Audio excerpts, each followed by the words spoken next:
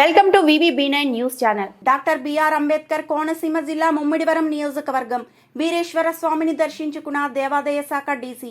నిత్య కళ్యాణం పచ్చతోరణంగా విరాజిల్లుతున్న మురిమళ్ల శ్రీ వీరేశ్వర స్వామి వారిని దేవాదాయ శాఖ డిప్యూటీ కమిషనర్ రమేష్ బాబు దర్శించుకొని ప్రత్యేక పూజలు జరిపారు.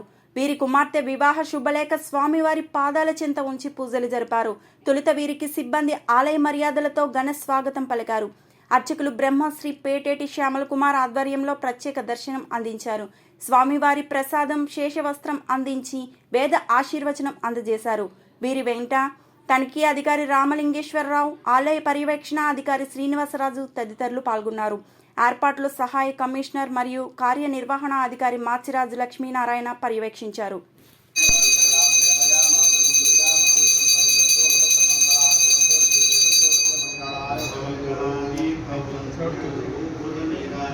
నమస్కరోమి.